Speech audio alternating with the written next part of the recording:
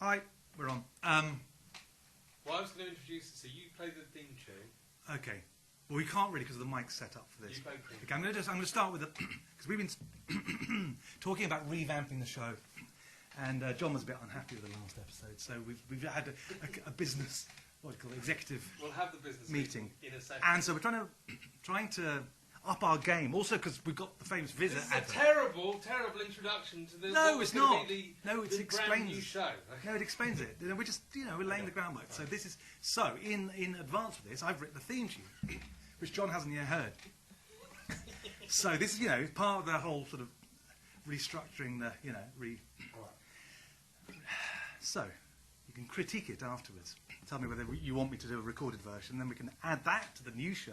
That'll work. Okay. Yeah, and then we have a proper recording instead of just me bumping the guitar and playing an out tune, which I did last time, by the way. Anyway, so this is the rough tune.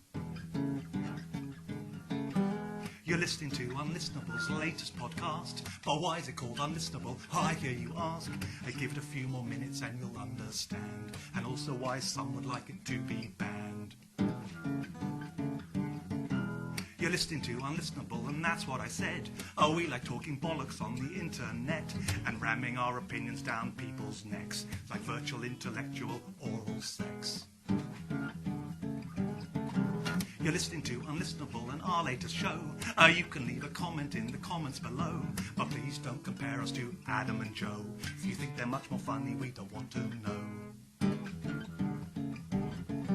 A roopy doop, a shooby doop, a roopy doo way. A rumpy pump, your mum's a cunt who wears a toupee. And if this song is starting to drive you insane, at least by now you know how the show got its name. Coming up later, we'll most likely be pontificating about COVID. Joining us on the studio will be no one. That's really good. Yeah? That's really. I was not expecting that at all. That was really. What's the your mum's a cunt line in it? It's funny because I didn't like that line, and that was my girlfriend laughed at that. It's literally the best line in the whole thing. Laugh at I done this with a poem I did, where the one line in the poem I didn't like. Yeah. Always got the biggest laugh. It's odd, but that line I was just sort of like, well, it's really duper stupid. I was really not expecting. I was going to actually go to the other side of the room and barely listen to it. I didn't realise you'd actually written a theme. I thought it was just going to be. I can stay. That's good. Good. So, what we can do for the revamp in advance of the Viz advert, basically, so here is the beginning. There's a couple of things have happened. So I listened back to the last podcast and just thought, Jesus Christ, what a shit show. And which coincided with Tim putting an advert in Viz magazine. Now this is probably not come out yet, but it's attract about 5 more people. But it's still in the anticipation that somebody may be tuning into this. Yes. I suddenly thought, shit, I think we better make a little tiny bit more of an effort, because I think. Do you know what I've actually literally in the last week? It's called the Corona Diaries. I am so fucking bored of talking about coronavirus. Like, I am so bored. I got in a taxi last night, and the taxi driver said, how are you finding the tier? Well, it looks like we're going into tier 5. Have you heard about this? You're not going to be able to leave your house after 8 o'clock. And I literally thought, I just don't give. I don't even have the energy to go. Oh, right, okay. They could literally say they're going to come round and fucking, seal my door up and fucking set fire to my front garden. I am so bored of it. Yeah. Well, we're all bored of it. I mean, but there's I'm nothing else. Talking about it. But there's nothing else to talk about. Yeah, but the thing is, that's the thing. There's no other news. But what we have at the moment is we have. Are the numbers correct? The numbers seem like they're exaggerated. But it depends, because there's always new stuff. I mean, we are living in such bizarre fucking times. I mean, I just saw a story now. I had nothing to say. You got 10 minutes. Okay, I had nothing to say about this time. I mean, I could talk about lots of different elements to it. I had a taxi driver actually on Christmas, and he suddenly turned out he'd been in the newspaper. By the way, Merry Christmas. Oh yeah, Merry Christmas too. We should talk about that in a minute. Anyway, I had a bizarrely cool taxi driver on the way back from an illegal visit to my fucking family. Can you believe fucking seeing a family? But it was, technically, whatever. Anyway, so I had an illegal visit. Are you, I think which is just what blew my mind. I think, aren't you on your own? It's illegal to see your family on Christmas Day. Because you're on your own, you would... Well, I might be in something, but it's like, I wasn't able to see other members, blah, blah, blah. Anyway, so that was pretty much fucking bugging the fucking shit out of me. Like, what the fuck? Imagine a year ago you'd said, do you realise a year from now it will be illegal to see your family on Christmas Day? If I'd said that to you, you'd have just said, oh, just shut up.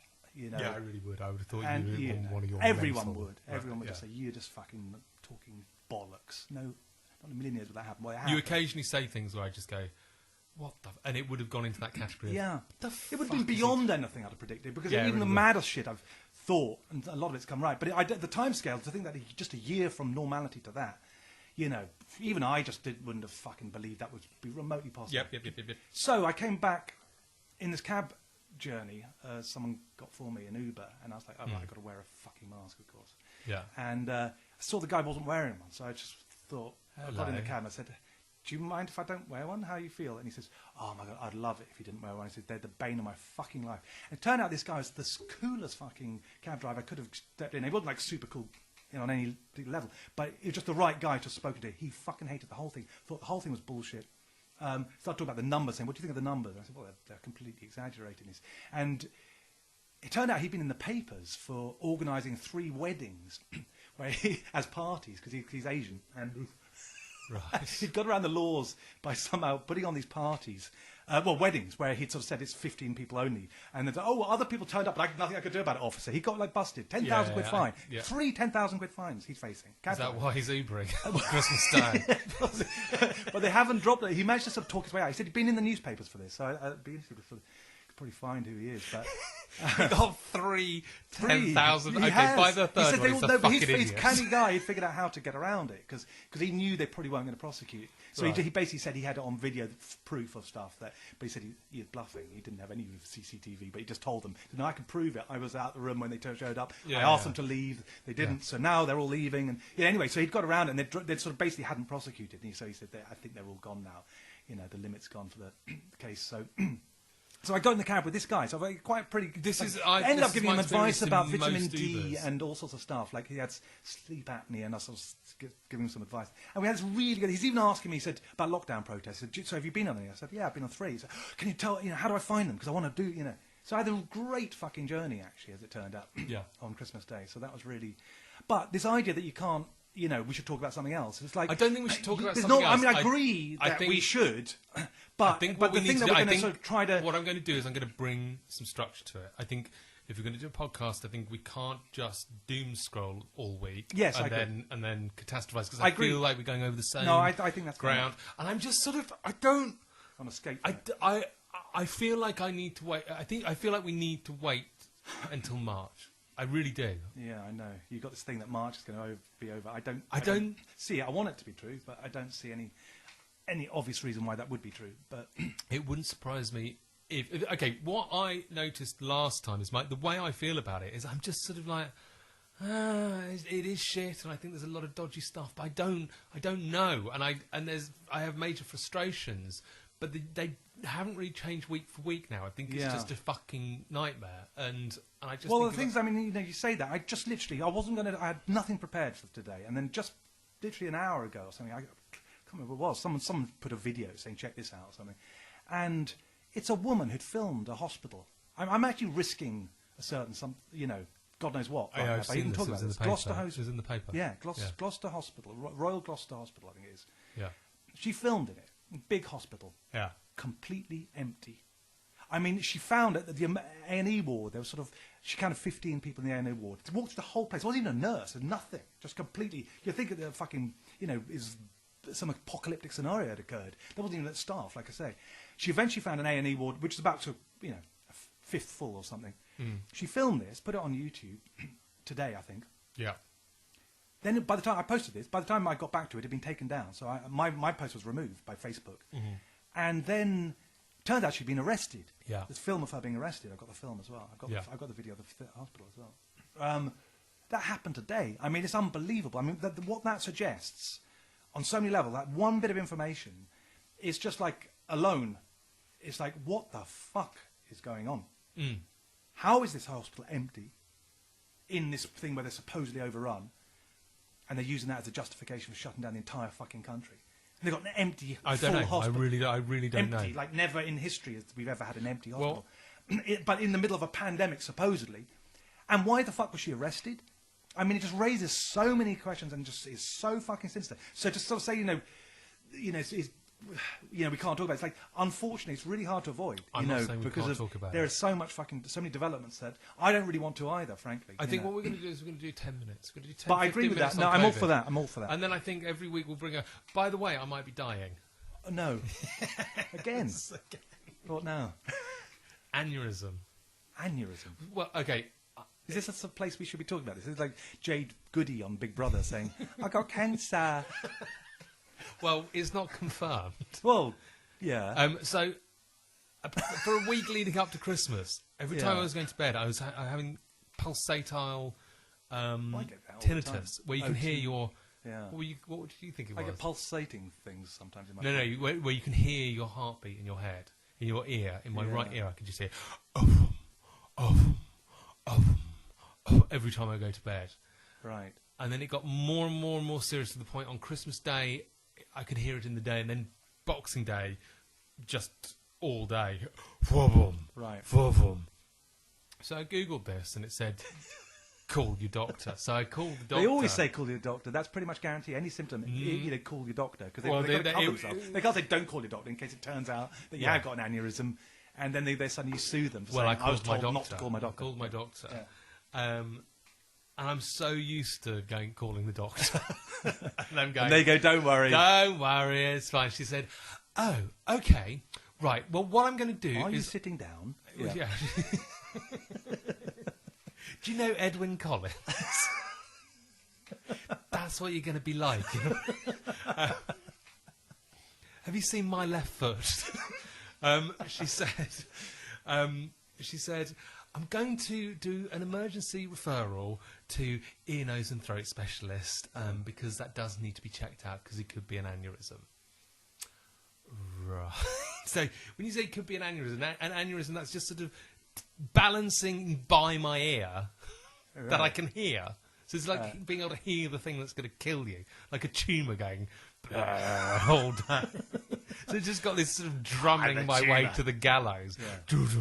I could dislodge at any point and go to the fucking fray. Okay, and then it was just like, but it's probably not an aneurysm. No, but we do need to get that checked out. Anyway. It's gone away. Right.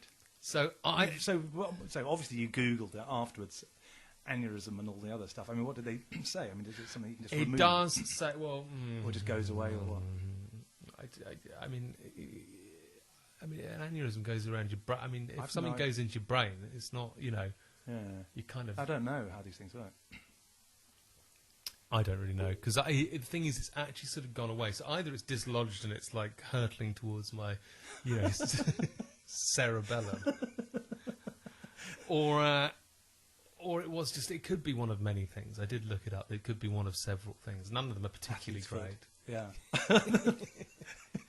Not anything, I guess. I mean, it has been, it has been. There's a lockdown.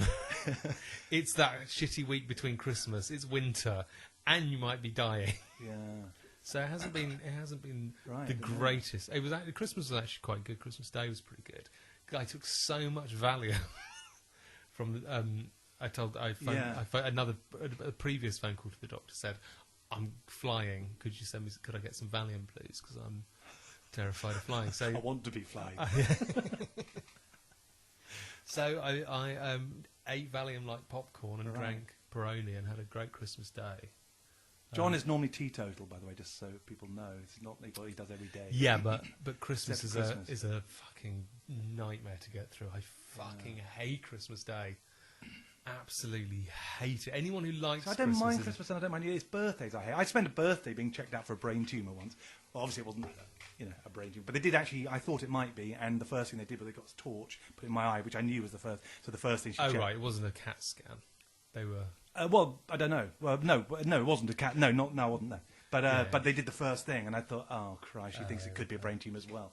Yeah, not a lot of fun, these things on your birthday and Christmas. What are we going to do with the show then? So, I thought what I'd do before the show was I'd get a load of stuff together. Which you haven't done. Structure. I didn't do that at all because I just thought, and then here we are winging it again. There's something else I wanted to talk about. I can't remember what it was. Should have probably written that down. So what I was going to say is we should do the So, do you know about the Proust questionnaire? No, I don't. So, what I was thinking every week. By the way, we should also, the song, the intro song, where that bit, welcome to our latest show. You can leave a comment in the comments below. I thought to not revamp the show, but improve up our game. Make it listenable. Get a bit more interactive with the audience. So I think they actually should, if anyone's commenting, say whether you think it's a shit format, whether it's a good idea or not. And also, what I wanted to do was get questions. So especially agony uncle questions. So if anyone's got any sexual problems, we've got, we span the sexual, whatever you call it. What do you call it? The sexual spectrum. The spectrum sort of thing, yeah. And we can cover all bases. Yeah. I cover the sexual spectrum. John covers the cower in the fucking very heterosexual corner. But I thought that'd be good. Someone else suggested that, but we just, so if you got... I think that's good. So I think so you can critique, you can... Well, you know what we're doing next time, don't you? What's that? Well, today we're going to do the Proust questionnaire, which I'll explain in a minute. And then next week, we're going to do a movie review. Oh, that's right, yes. We're going to watch... I think we're going to do... Because I watched the trailer. The idea is we both watch a movie that we hate, or we know we're going to hate, and then we see if we do hate it. Yeah. And have we got to watch all of it? Because the film that John's chosen, we've got to watch it. We can't just say, I couldn't. No, we literally have to watch the whole... Because we're trying to find a film that we could... The worst both one. I suggested Thelma and Louise. I've already seen it, which I absolutely despise, and I'm still in shock from having seen it when it came out. Still haven't recovered fully. 4 Weddings and a Funeral is another one. I got loads of big ones. 4 Weddings and a Funeral, I will defend. Along with friends. Not against me, you're not going to be able to. No. Have you actually watched it? Yes. Okay. It's a horrible fucking film. But anyway, the one that you suggested we watch, I suggested Wonder Woman. I thought that would be quite funny to the new Wonder Woman. 1984. Yeah. Yeah, I have heard it. But you said, Eat, Pray, Love is what you suggested. If there was a film I'm actually going to really, really, really struggle to actually sit down and watch. Because I don't think there's anything in it. I know nothing about Eat, Pray and Love except the title, and that I already don't like it. It's like we're saying that you get these films that used to be in the 80s where they'd always they'd have food in the title, like fried green tomatoes or what's it called, like chocolate for water, for chocolate, like water for chocolate, the Bet's Feast. Yeah, and they'd always have this thing, and it'd always be this kind of like, oh yeah, Time Out would always fucking wet their knickers over these films, and I'd watch about 5 minutes. And go, this is horrible, You wait till you see Pray Love, because I watched the trailer yesterday. Yeah, it's so skin-crawlingly fucking awful. It's about Julia Roberts as this smug... Oh god, Julia Roberts again. It's already off. I'm kind of neutral. I can't stand Julia Roberts. Oh, okay, good. Well, at least I'll know what I'm watching. I Don't know why, because it's like there's certain people like there's nothing really wrong with them. I think part of the problem I have with Julia Roberts is that women always go. It's always women who go, oh, she's really attractive. It's like no man says. Do you know who? It's only women, and it's because she's just a flawed. Do you know who women always say? Charlene Spiteri is really attractive. Yeah, they go, Charlene was really beautiful. No man. Charlene's no. Something you get drunk with. I've heard stories about her that she's good fun, but it's a totally different thing. But I wouldn't want to. Yeah, she is that she's a bit woman. like someone's sort of friend's sort of sister. Yeah, like that. You wouldn't go there. I can't go to bed with you under any circumstances because I'm friends, with your brother. It's like a puffin. Yeah. Anyway, so Eat, Pray, Love. Yeah. Julia Roberts. Is a sort of self-entitled. She works in flashback to Julia Roberts of the 80s. What other films was she in? She's in Pretty Woman, which I've never seen. No. She was in Flatliners, which I've seen, which was quite good. She was in the sequel to 4 Weddings and a Funeral, which I might make you watch. The sequel? Was there a sequel? There's Notting Hill. Oh, I see. Is that a sequel? Well, essentially. Oh, it plays the same character. Have you seen it? No, I've seen bits of it, I think, yeah. Yeah. Maybe we'll... No, I have a feeling Notting Hill wouldn't be that terrible. That's an annoying thing about some films. When you really want to hate them. Hugh Grant is fucking brilliant. Hugh Grant is in everything. He's a brilliant actor. He's not in everything. Well, maybe not. He's good maybe at not in Lair of the White World. He's sort of, he doesn't have to really act. I think certain people, they should play certain roles. I mean, I think it's like Robin Williams is better as a creep because he kind of was a creep. I hate to say, not a nasty way, but when you have Robin Williams playing a nice, sympathetic character, it's just too much. Robin Williams just wasn't funny. Yeah, he wasn't funny. I know. And he always has a scene in every film. If you notice, almost every where he improvises, goes off on. Yeah, and obviously he's doing it on set, and everyone's just going, "Oh, shut the fuck up." And then someone goes, "Hey, why don't you, do that? We can include that." And it's like, "Good Morning Vietnam," and Bird Song or whatever it's called. And Every fucking one. He does one bit where it just goes off piece, and it goes, and you know it's not, in the script. And it just sticks out. There's one scene where they've indulged him, and it's just horrible in every fucking case. I remember going into, it was actually the Ivy on the day he died, and the waiter, the big sort of camp waiter, was almost in tears and had been crying because he died, and came and stood at the table and talked to the Italian waiter. Was just like so broken up about Robin Williams. I just thinking, why do people like him? I don't get it. I mean, Mork and Mindy I never found funny. Just annoying. Just it's really annoying. Well, I remember on some interview with Stephen Fry was a guest, and he just wouldn't shut up. I mean, he would just go on and just turn into a new voice. And it's just one of those guys who just goes, shut up, just shut the fuck up now. And it's just. And then Stephen Fry made some sort of comment. Oh yeah, you're like a jazz musician, the way you can just. And you can see he didn't. He fucking was bored as fuck. And it's just you have to look at him and go, you got a basic pathological problem. Too much confidence. Well, it's also this kind of you're compensating. It's like Lee Evans is like that when he's sweating on stage. You go, and everyone sort of thinks it's kind of I don't know what that's sort of somehow a sign of how much he puts into the act. But it just looks like desperation to me. Like, love me, please love me. I think Lee Evans is more talented than Robin Williams. I think Robin Williams it's just so dull. It's the same thing. Yeah.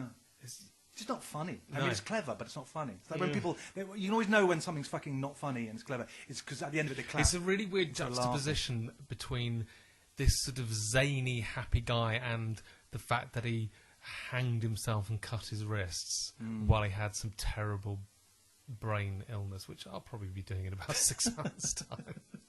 And then someone in a podcast somewhere will say, John, he just wasn't funny. Oh no, I'll hold my hand up. I've heard this fucking podcast. What was I going to say? So Eat, Pray, Love, entitled woman meets an Indian man with no teeth. In the trailer, there's this like little Indian man. He's got no teeth, and he goes, "I will." Does he teach her everything? He goes, "I will teach you everything I know." And it's like, well, you clearly don't know about cleaning your fucking teeth. I'd like to know about dental hygiene, please. Anyway, no, not that. He says you will lose all your money, but you will regain it. And then lose all your teeth. And then she goes to learn to eat. Oh, because she probably just grabs. She learned that life's about living. It's about eating slowly. Planning. It's about being in the moment. It's not just about fuel. So you can go and do your high-powered corporate job. It's not about grabbing a coffee and grabbing a American equivalent of prayer. It's about learning to eat, and then it's about learning to pray. Probably not Christian praying. I have a real problem with food in that respect as well. There's something I don't know. I find living for food. I'm just sort of a bit of a I don't get it kind of thing. Food is a means to an end for me. Fuel is literally fuel to me. Yeah, that's how I see it. Well, you know what I eat. I've got to eat because otherwise I'll drop. Yeah. But my breakfast is a scoop of protein powder and liquidized chickpeas, which is the food of a psychopath. Or someone in a hurry. Yeah.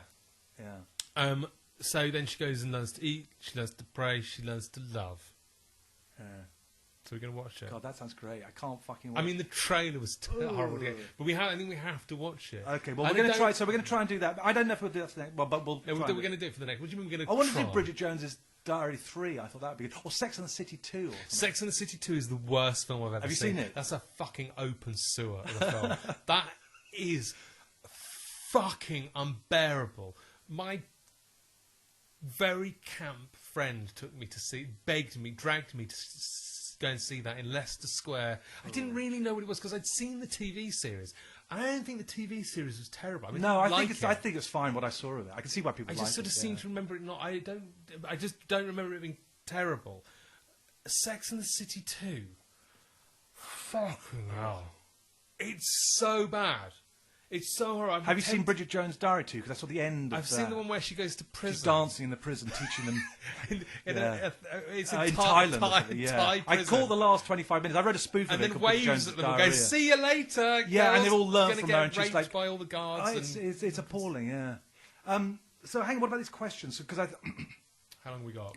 I don't know. Well, 25 minutes in, but we still haven't started really, have we? But so next time every week we're going to have to do something. And if coronavirus comes up, we can talk about it. Yeah. Why world weary? No, I agree with it. I just sort of I think I think we just do stuff. That's what I think. I think just do whatever we're bored. I think just we have to have some sort. Yeah. So so the Proust questionnaire is in Vanity Fair, where they ask a series of questions to celebrities, and I'll get them in a second, and I'm going to ask them to you. Yeah. And hopefully, like in a Robin Williams way, it'll be a jumping off point for you to go and be whimsical and amusing. So what I was going to do is I was going to get because Bowie did a famous one, and I was hoping that Paul McCartney would do one, because I love Bowie and you love McCartney, and I was just going to compare the answers, because I've been listening to quite a lot of Paul McCartney interviews, because he's got this new album out, and fuck me, he's boring. Yeah. Well, he's not normally, but when he's talking about his latest album... He was talking about how he really likes watching Mock the Week. Honestly, I think... and Antiques Roadshow or something like that, he said he liked, I think. Storage Hunters. Something, Storage Hunters. But Storage Hunters is kind of naff, but Mock the Week is like if you're watching Mock the Week. And then he's got. I listened to his new song. Have you heard any of the new album? Did we talk? No, because that was it. I think what we're trying to do basically is make this topical, aren't we? I mean, no, I don't think we need to make it topical. Okay, because the new album I did listen to. Because did you listen to the whole lot? No, I listened to about 4 songs and stopped. Did you listen to the song about being a farmer? No. Oh, for fuck's sake. Yeah. Oh, it's going to be the winter soon. I better mend the chicken coop so that the foxes don't get in.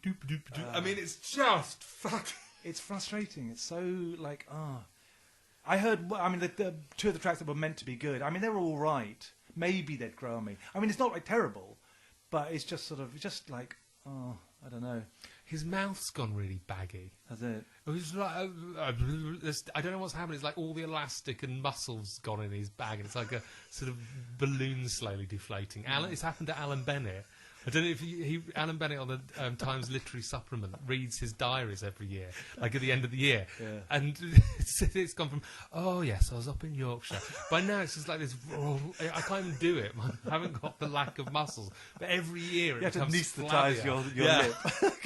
That's happened to Paul McCartney. Because these perfectly good songs, and it sounds like Paul McCartney, but his tongue sort of doesn't work properly anymore.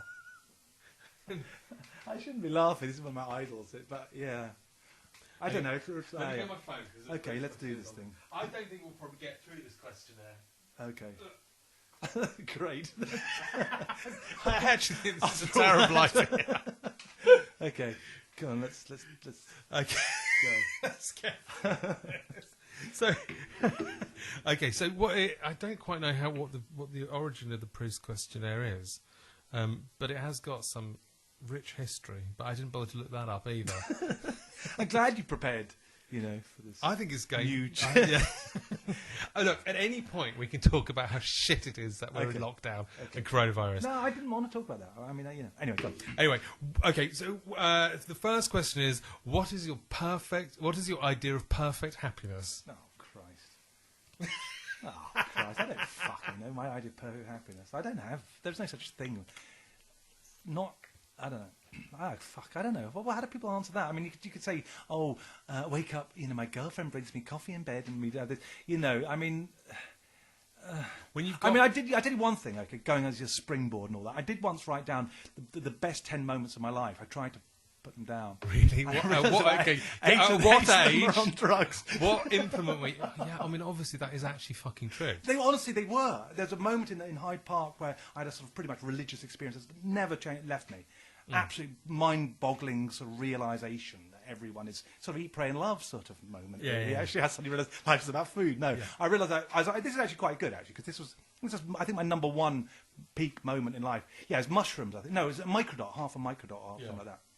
And I remember we were in this park, and it was Hyde Park, I think it was, or Victoria Park somewhere in West London. I mean, the name of it. Victoria Park's in East London. Yeah, I know. It's Victoria Garden. Anyway, it's a really beautiful park and whatever. We're wandering around. We sort of stumble in it. We're tripping off our nuts. These microdots are like, they're way stronger than anything else. And it was just this majestic sort of thing where it was getting darker, and ducks were sort of flying around and gliding into the ponds and just...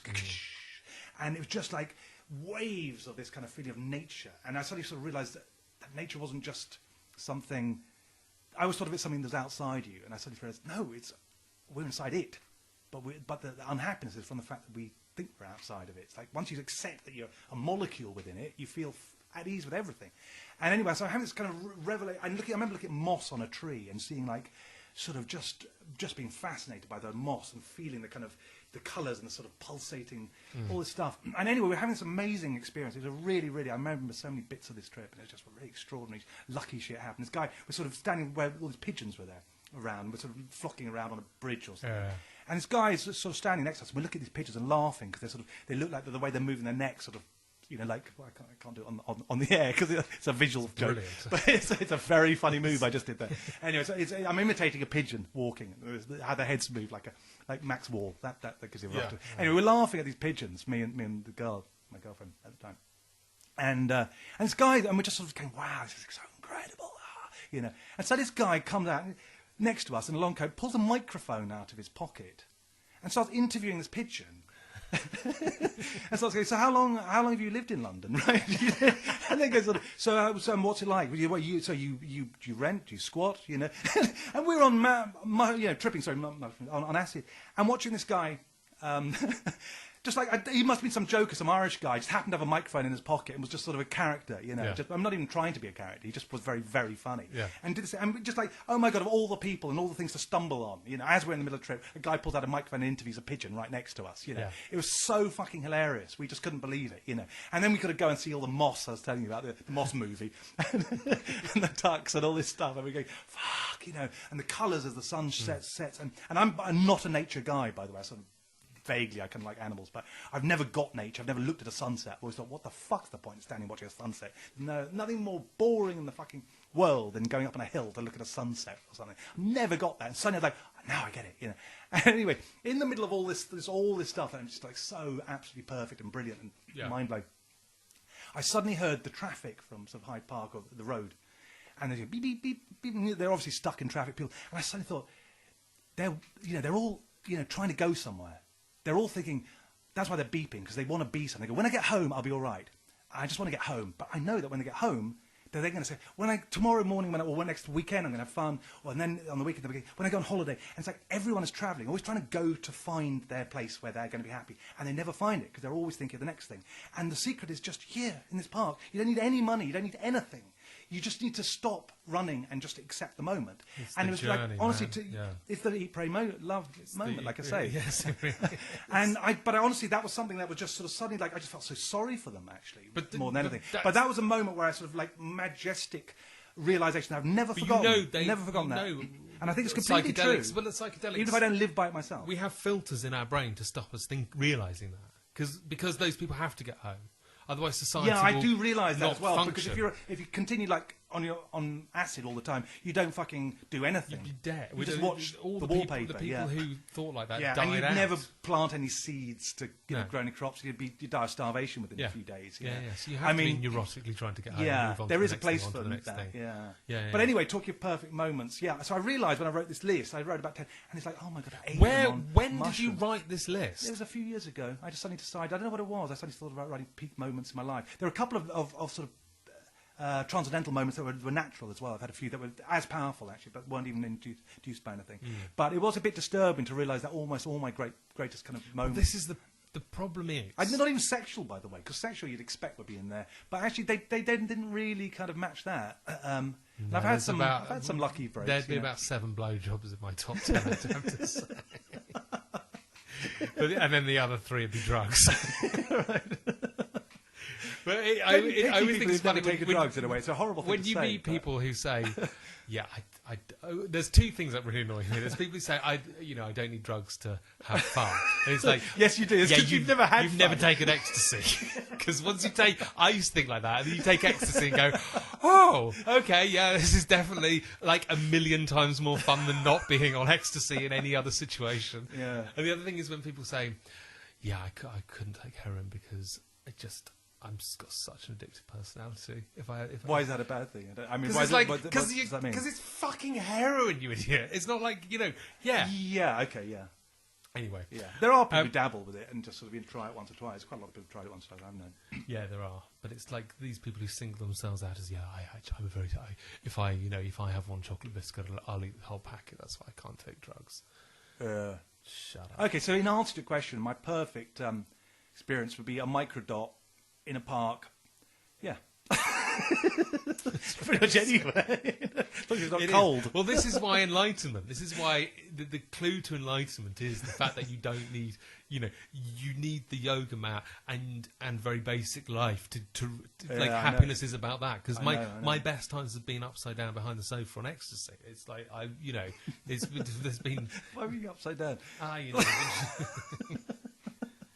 But it hasn't been, yes, I've achieved that. Because that's so fleeting. I know. I've had some really brilliant moments sort of artistically and things as well that, you've done a great gig or something. To say I've had some pretty brilliant artistic moments. No, but I mean that should be rewarding, that I should be. I remember doing a radio show once and I'd done a track and I realised I was on the World Service and I suddenly walked home. I was miserable as fuck. And I suddenly thought, I just had a track. I've probably been heard by sort of 50 million people. I have no idea the figures actually, but anyway, millions of people across the world. A track I did in my bedroom. And I'd never at that point played to more than about 200 people in my life, I thought, that's a pretty amazing thing that's just happened there. But I was still miserable as fuck, and I just still couldn't sort of process it. I think I've told the story about when I won the award for that I made a short film about 4 years ago, and we made it for £3,000, and it was a fucking nightmare. It was so much hard work. All making films is always a fucking nightmare. Videos, but the stress of it, the organisation, the process, the joyless, as all films are, there was endless fights. The guy whose house we used was threatened to sue me. One of the actors dropped out 2 days before. It was just like a fucking nightmare. Then you got the editing process. You realise half of what you shot doesn't work. And just like, it was about 4 months fucking graft to get this done. And then it got picked up at the London Short Film Festival and it got shown at the London Short Film Festival. And then as I was in the lobby, a girl came up to me and said, "Are you John Jenkinson?" I said, "Yeah." And she goes, "That film was just fucking amazing. It was just brilliant." And I just got this surge of joy and said, "Oh, thank you so much." Didn't really know what to say. I got all embarrassed, and she just sort of left. And it was this moment I just went, "Oh God, that was it, was it?" That was 4 months of graft for that moment of undulating moment of joy, and then it dissipated, and I got on with my life. It was like, oh yeah, that was worth it for about 3 seconds of happiness. I'll start on the next one. So yeah. Okay, yeah. Right, we're on. Do you know what David Bowie's answer was? Let me guess. What would David Bowie say? Well, I can't even remember the question exactly. What was his perfect day? What is your idea of perfect happiness? Perfect happiness. What would David Bowie answer to that? I mean, you think he'd probably say drugs. It'd be great if he said a microdot in a bar. Would it be artistic? It probably would be. It'd be probably something enigmatic. He'll probably say something, staring at the wall. Why? I don't know, something. I don't know. What was it? Drawing the Kabbalic tree of life. No. Reading. Oh, Christ. Reading. Yeah. Talking of which, there's a picture of him reading Viz. Have you seen that? There is on the train. David Bowie reading Viz. Viz is going to be a big theme, I think, in our podcast, because this advert we keep talking about. By the way... Go on. There's this band, I get a bit obsessed occasionally with certain bands, and people who just struggle on when they really probably shouldn't. Maybe it's something. Maybe that applies to me. I don't know. But there's a band that advertises in Viz every month. They have a full-page advert called the Aqua Velvas. And if you happen to be listening to this because you've seen our Viz advert, you'll know the Aqua Velvas because they advertise every month in Viz. And their pictures are absolutely appalling. I mean, they just look like this. They're sort of like from some village in Dorset or something. And what are they called? Aqua Velvas. And all one word? No, 2 words. And and I check them out because you sort of do, sort of when you see these kind of horror shows or photos, Velvas like that. And they look awful. They just look like this. I can't begin to tell you how awful they look. But it's like a car crash. You think, I've got to check their video out. And their video is just as awful as you expect. And one of them is a version of. They only had about 4 songs really. I don't know what exactly they're advertising. This sounds way better than what I heard. This is the new one, isn't it? This is the new one. They've obviously got a producer in or something for this one. But anyway, so they had these awful, really terrible fucking tracks, and one of them was this song called David Cameron's Government, and which was set to the music of an English in an English country garden. That's it, English country garden. So they changed it. So it's in David Cameron's government, right? So that was like, oh wow, a bit of clever stuff there, Anyway, so they've been pushing it, and I realised that they'd been still advertising this song like 3 months ago. David Cameron was when was he in power last? 4 years ago, and that's their main track. It's not only the one that they'd not written, but about a former prime minister from 4 years ago. So it's like, why are you still advertising, spending all this money on these adverts? They've got a new one. Yeah, well, they've changed. So look, they've got a new advert. And it's called Boris Johnson's government. So they've just got the same thing. Giving your friends all of our millions in Boris Johnson's government. Check his vocals. Cheating the taxpayer over 12 billion in Boris Johnson's. Yeah, that's it. So they've rewritten it. They've Oh always my said, God. I've got an idea. Why don't we change it to Boris Johnson's? It's taken them 4 years to get around to it. But anyway, they've done it. So anyway, they're a bit of a fascination for me, the Aqua Velvet. So we're basically... It's a shame I haven't got the old photo of the old adverts in front of me, because they you'll get immediately... It's a full-page advert. I know, and they pay for it every month. And then I checked their hits on that video, and I took it to 100 today. So yeah, but okay. So it's got them 100 hits. That must cost them about at least sort of grand and I can something. guarantee you will have less than 100. That's what I'm saying. Less, I think we're going to have a lot less than 100. fuck yeah. I mean, it's a quarter-page ad as well, so it's even less, yeah. So so I don't. I know but I think that we're going to have an ongoing. I think Viz should be. We should, for those sort of 50 people that might check us out because of Viz. I think any references to Viz we should put in wherever we can, really, as a nod. So what's the question? What is your most marked characteristic? Oh God. Yeah, that's a shit question. That's really hard. Talking too much. Probably scruffy. That was on my school reports. No, it's talking too not much and scruffy. scruffy. That was always what I had. Can't read his handwriting. Suspicious. You've had that? No, you're suspicious. I'm suspicious. Yeah. Suspicious of people. Of stuff. I'm suspicious of everything. Yeah. Yeah. You got that kind of like. That's because I know fucking. If I said to you, there's a brick just outside your door, you'd immediately go. It's like when I found the egg outside my door. Yeah.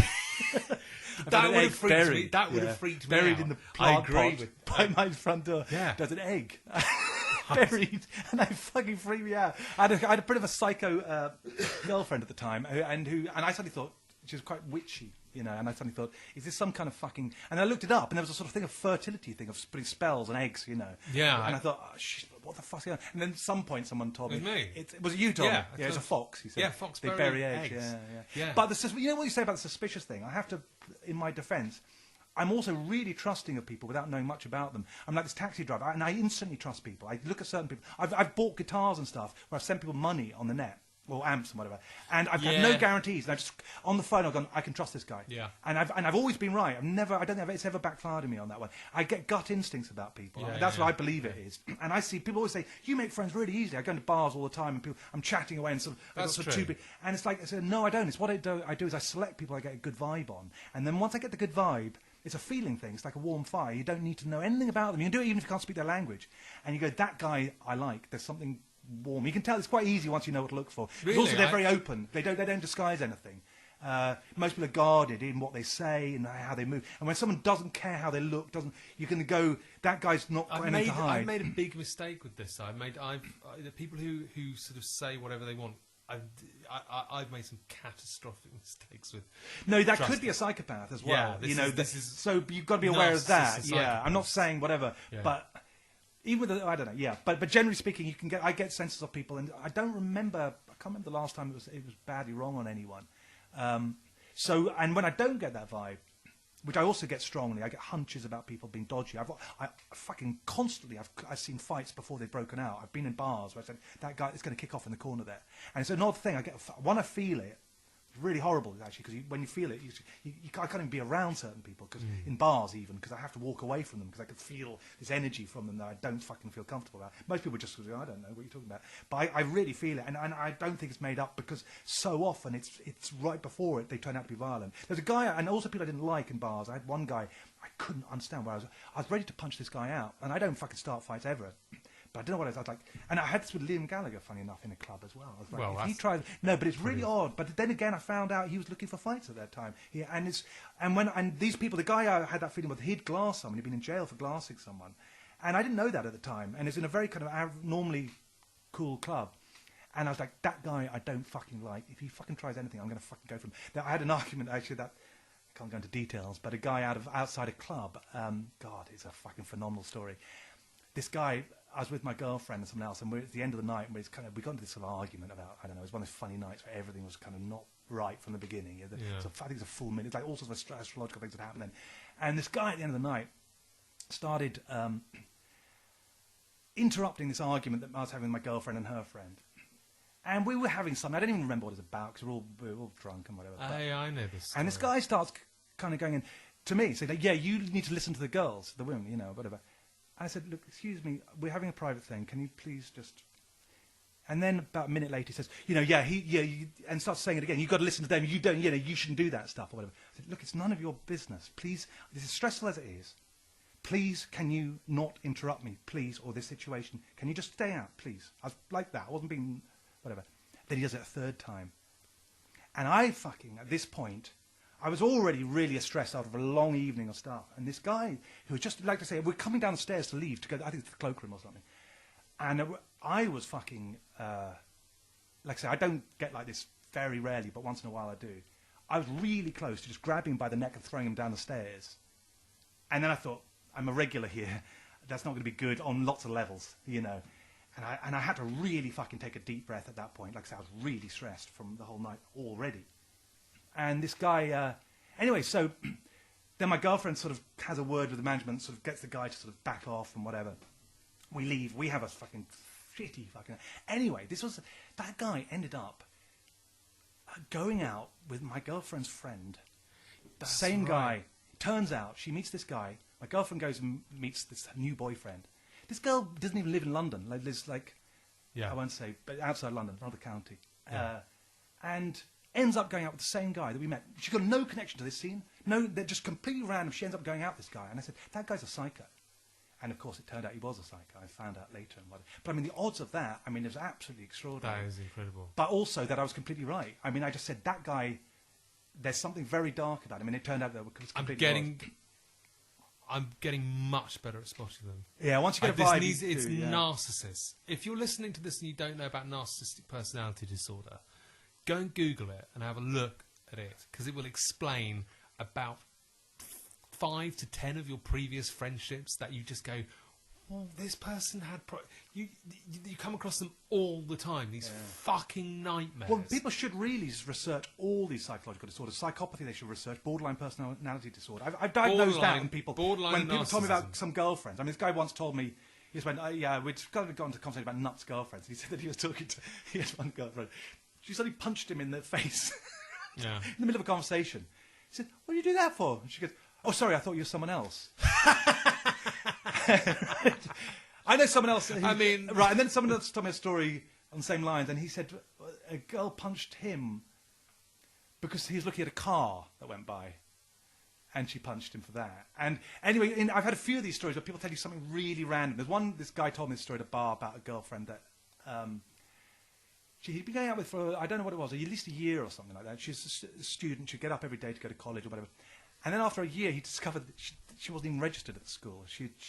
She's fantasies claiming that she's on this course. But not only was she claiming it, but she was getting up every day to go to work to maintain this lie completely, you know. And whenever I've heard these crazy stories, I mean, it's like, you know, I've always said, it depends on what it is, but usually borderline personality disorder, if they're randomly nuts. And you start saying, did they do this? Did they have a big fear of abandonment, for example? They go, yes, that's all she talked about. How do you know that? How do you know that? I say, Google borderline personality disorder. It's the same as narcissism. For years, I have friends, and they were dysfunctional, they were funny, they were good company, but they were fucking crazy, and they do awful things. And I just couldn't understand. I just used to think, oh, maybe they're more sensitive. Maybe they're just trouble. And then you just look at these pathologies and you just go, oh, they're borderline or narcissists or psychopaths. And it's really simple. It's not me go, as well. That's the other thing, because they always make out it's you. Oh, you make me this, you make me... And then you go, oh, Christ. But this should be taught in school. It should be at the end of the BBC News. It should be, guys, by the way... You've got to wonder why it's not. I mean, it's also because, you know, whatever the diagnostic handbook, or whatever, that big psychology book, they actually got rid of conditions, the DSM, sorry. Like psychopathy, I don't think they teach about in psychology courses. It's like, I've spoken to people who study it, and they don't know anything about psychopathy. And like, how come this is like 2% of people? It's the at least, and it's so fucking. It's like, you know, the rates are way higher in certain careers, like politics, for example, journalism, certain things. Yeah. It explains so much once you understand about psychopathy and the fact they gravitate to the top. Like there's tons of them in business. They tend to be CEOs and like say politicians and whatever. Yeah. Once you understand that there is this kind of type of people that has no morality, Yeah. none, no empathy, none. Like say, not a bit, none. But it's off, just it's snipped literally off. it's just like it's You like not suddenly being able can to then smell understand. or but like being blind. It's just you just don't have empathy. Yeah. It's just that bit doesn't work. And then once you understand how all the atrocities happen through history, how bearing in mind like 1 in 50 people like that, it's very easy to recruit enough people that will do your bidding. And you start to be able to explain all of this kind of crazy shit. Another thing I think it explains is when you read in the paper and there's some kid, there's like 2 kids and they've gutted some shopkeeper. They've just they've stabbed a shopkeeper and the guy who was working with him and you read this, God, what must have happened in their life? Oh, psychopath. I know, that's it's it. Just simple. I know. It's not because they didn't have a good start. And it shows you also that unfortunately, these people you don't want to give a second chance to. I mean, you don't want to judge them because they might not be psychopaths, but you can't sort of expect them to reform. They won't reform. Yeah. They won't it's like if your eyes cut out, you're not going to grow a new one. It's just not going to happen. But you try and see it from your own perspective and go, that's what everyone does. They project. How could if I were end like up- that, I'd have to be really fucked up. Probably my mum didn't love me. Blah, Yeah. blah, blah. And everyone does this because they're nice people and they project. What And they go, would it no, take to these get me people to are that not position? like that. Yeah. It's I know, psychopathy is so different crucial software, to understand. Different It's software. there's so many examples, and it sort of suddenly explains all the awful stuff in the world. What's Bowie's answer? what's the question again? What is your most marked characteristic? Oh God, well, he might make a joke about his eye being the wrong colour. It's quite oblique and not particularly What is it? interesting. Getting a word in edgewise. He's obviously done this on paper, hasn't he? He's not in an interview, obviously. Yeah. What's the next question? Yeah. What do you consider your greatest achievement? Having 90 swear words in the Viz swearing dictionary. Do you really? Yeah, it might be even 100 or so by now. Yeah. That is actually pretty good. I know. There's hardly anyone I think has contributed that many. I was so proud when I got the first one in. I couldn't believe it, and then I started thinking more, and I still get a kick out of it. Where is it? It's in the back of the thing. Right. Yeah. Okay. Yeah. Yeah, it's an odd. Out of all the things, I mean, to be honest, I've got a big thing. Like I said, I have a feeling that Viz is going to become a recurring thing because that was an ambition I had as a kid. I always wanted to be a cartoonist before I got into music at all. Yeah. And I thought, what am I going to be? And I thought, I really like reading cartoons and comics. And I thought, I wouldn't mind being a cartoonist. I used to doodle, and it wasn't very good, but it wasn't too bad.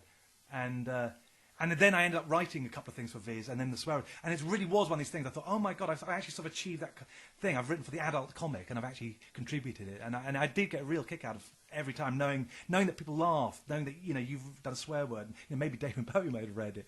He's like say he reads Viz. So you just don't know who would have read that and laughed, and maybe even used that swear word again. What's the best swear word? Oh God, I have to really think. There's a few of my favourite ones I never used actually. I had.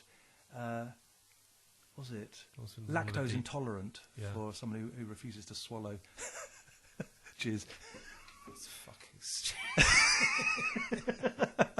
I had nut allergy as well for that. I had lots of the same one. That's what I like about Viz. They have like endless words for the same thing. Like the bass, for example, the bit between the balls and the arse. They have about they must have had about 100 or 200 entries describing just that little bit of skin, and that becomes a running joke. It's like no, not another one. But yeah. Yeah, that's the first one that comes to mind. Yeah, that's very good. Mine's giving up smoking. That was that's a hard fucking one, nightmare. And the fact that I've done the fact that I fucking started in the first place kind of counteracts the achievement somewhat. Yeah, because I was born not smoking. But giving up smoking is literally. I don't think I will ever do anything again. It was a fucking nightmare. It was I couldn't do anything. I had to just sit. I couldn't use the phone. I couldn't talk to it. I couldn't watch TV. I just had to sit and not smoke. It was fucking hell on earth. I gave up drinking as well, so that is nothing. My parents had a thing that they gave us all £100 if we didn't smoke by the time we were 18, and that would have made me smoke immediately. It didn't, no, because I needed the money so much then, and obviously it's a lot more then. Swat. And it's I didn't have a lot of pocket money, and it was like, oh my God, £100, I can go on a holiday for that, and I did, and it all there's 5 of us, and none of us were smokers. Took up smoking on holiday, presumably, if you had any sense whatsoever. But no, actually, I got the money before, but no, they trusted me. But it's honestly, if you're going to do one, what I was thinking of what you could do. I had this idea for a TV show or something called 1 Minute to Change the World, and you basically say you got 1 minute to the camera, not a TV show necessarily, just like things you could put in MTV or something, and it's like you got 1 minute to tell your best bit of advice, and I thought, for example, don't start smoking is a pretty good one. My brother mentioned this. There was someone said their best bit of advice was that whenever you're going upstairs or downstairs, there's usually something in your downstairs that you need to take upstairs. You say upstairs that needs to go downstairs. So we look for that thing. But, so is there? Well, not always, but quite often. I'd say rarely. Late or something. But, yeah, there is quite often. But I thought that was quite a good question. I thought, you get some really interesting answers. They said, you got 1 minute and you time them. The clock goes off at that. Not smoking is. I'd say not to start smoking is like. Go back in time. Everyone regrets smoking. Just don't fucking smoke. But that's as a question. My 1 minute, if I had one, was basically learn to be alone, because even if you find no guarantee you're going to meet your perfect partner or whatever, but also even if you meet them, there's a 50-50 chance they're going to die before you. And if you're forever in that sort of thing where you can't handle being alone, which is like so many people, they always end up having terrible relationships because I can't let them go because then it means I'll be on my own, and that's the worst thing in the world. So I'll stick with this, and until they find someone else and they leap from one relationship to another, and it's it ruins entire lives. It does, but I also and it's really that's what I'd say. I learned to be alone. I left school when I was 12. So I was very, very isolated for about 12, 13, 14, until there was 3 years of real isolation, like 12 to 15, and then I sort of got friends again. But then when I came to London, I lived on my own. Well, I didn't. I lived with a girl, and then we broke up. And then I lived on my own until about a year and a half ago. So I had almost 20 years of living on my own. And I really enjoyed my own company, to the point where I realised I was becoming hermit-like, very indulgent. Yeah. And living now with Martin, I've suddenly realised that he actually stops me from being indulgent, because I think you can become indulgent if you. Yeah, you do. I live on my own, and you start to sort of develop habits of how when you do the washing up and where you put the cut. Yeah. When you live with other people, you have to be more flexible, and you start to getting, well, this is my system, it works, and then someone comes into your life. Williamsy. Don't let someone use a cooker. He wouldn't let anyone use his toilet. You know that. They'd have to go to the loo outside. Germophobia. So he went around to Kenneth. He's like, "Hey, Kenneth, can I just use your?" No. Well, I'm really sorry. No, you're gonna have to go down to the pub. Yeah. But I can see that allowing myself to live with someone has actually been really good for me in a way. It's like another kind of like, oh, okay, this is interesting, because my feeling was like, I will never let anybody have any say over what goes on the TV or what. I want to be able to listen to Michael Nyman at 3 o'clock in the morning while drinking Baileys and having a wank if I want. Yeah. And it's kind of quite good to sometimes have someone say, no, you can't do that. You have to go. It's actually 11:30. You need to be up tomorrow. It's interesting having that kind of obstructions suddenly allow you to flourish in other areas. I think it's interesting. It will probably all end. Like limitations in general. Yeah. It is songwriting. There's almost nothing harder than to write a poem or song with no rhymes, because anything can follow anything. When you reduce it, it's like you've got to rhyme with this. You go, okay, I've got 4 words here, which is the best one. It makes it a lot easier. I'd be far more productive as well. I thought if I lived with someone, my brain will be so occupied with them, and I'll just never have any time to create and be, and it's the complete opposite. It's completely. I've heard people say that with kids. Actually, they're actually sometimes. Well, I mean, it does destroy. I was with my 3-year-old niece on the 27th, and she's so sweet, but fuck me, your life is over if you've got a kid. Well, what's the quote? The biggest enemy of art is a pram in the hallway. Yeah. But fucking hell, like having to just constantly talk to them about fucking nothing. About just, we're going to go to bed. I heard a noise. Let's go and see what the noise is. Is it a monster? No, it's not a monster. After 10 minutes, that you're just like, there's some people are very suited to that. I can't fucking. No, I can't fucking do this again. I can't. I don't know how people handle it. Just utter banality, and just. My brother does it all day, all the time. He works from home. He's in lockdown. It's happening all the time. What time? By the way, we're about to hit an hour, I think. Oh Jesus! Right, let's do one more of those. Right, okay. What do you consider? What's your greatest fear? Is the next one. Oh God. I think it's old age, actually, probably. It's the inevitability, more so than dying, actually. Well, weird things happen at 41, nearly 42. Is I don't know if you remember this. 'Cause you're considerably older than me. It's a few months ago. I don't know what you're talking about. Yeah, go on. It's only happened recently where people are dying, like Diana Rigg, for instance, in her 80s, and I can remember Diana Rigg being quite hot. youthful. Yeah. And now this is I've the seen a first lot of age that, yeah. that I suddenly go, people are now dying who are old, and the people who are like shuffling around now are really old, and I remember them being young. I remember them being sort of younger than me in a way, and I think that's fucking shocking. And you suddenly realise the shape of life. Yeah, and I you know. go, oh, it's fucking short. I mean, mine is being protracted, not protracted, cut off in its fucking prime, possibly. The aneurysm. Yeah, but it is weird when you suddenly get to your 40s. No, and there's all sorts of revelations. Oh, it's that long. Fuck. I mean, I saw someone on some show saying it's a good job. Some old I don't know what it's about. But somebody's in the sort of 80s or something saying it's a good job that they don't tell you what it's like to be old when you're younger, because if people knew, they'd be so fucking. Well, is that? And I can see it because when you start to look at it, people you know who are dying or getting older, it's sort of like fuck, it's grim and terrifying. Well, there's that Philip Larkin poem. I think he says something like, they're there with their mouths lolling open. Why aren't they screaming? And it is like. Yeah, I know. And I used to have that feeling when I was a kid, when I'd look at sort of old people, I'd just go, God, one day I'm going to die, one day I'm going to get old. Or even on, and that's not with acid, where you sort of suddenly things like that pop into your head and you go, I'm going to one day die. Well, on acid, when I'm on acid, I always have that thing about, I suddenly realise that life is literally just consciousness, and if I stop thinking, it's done. All it is I remember also, I've only just been thinking about my grandfather who died 10 years ago. And he was in his mid-90s, and he was in an old people's home. And I remember the last sort of 4 years of his life, he was in a 3 years of his life, he was in a nursing home in Fleetwood, near Blackpool, in this just really average nursing home in his room. And I remember my dad used to go and see him all the time, and there's just this constant story of, he's really depressed in there. I'm thinking about it, it must have been a living hell. Yeah, I know. Yeah. Just going, I'm not going to get out of this. My body's failing. I've seen it with musicians if that's happened. Even people who go to gigs. There used to be a guy called Jesus, who's known as Jesus because he looked like him, called himself Jesus, but he played shakers and get on stage with bands. He'd got on stage with us, and every band he'd always in West London. He was famous. He'd just jump up on stage and then, fucking it's Jesus. And here's this hippie guy who used to give out raisins to people. Fuck, it's Jesus. And then I read something about him. And it's like, he's sort of in an old people's home or something. I don't know what had happened. Maybe he had a stroke or something. And you go, I was going to say Jesus. Yeah, that's what I said. I don't have to do that. Yeah, it's utterly. But it was hot fucking. You got him. My God, I remember when he had gigs. Fuck, he's in an old people's home. What the fuck? Obviously, he's older than us by some way, but you didn't think of it like that. When you're that age, you just think he's a bit older, and it's like, fucking hell. But they're not a different species. They're just what we. There's a great book actually. Do you know the guy who wrote Hangover Square? Yeah. Patrick Hamilton. Yeah.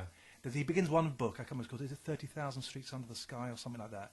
And it's about an old person queuing up in a post office. And it's like this, he wrote really bleak stuff, actually, brilliantly bleak.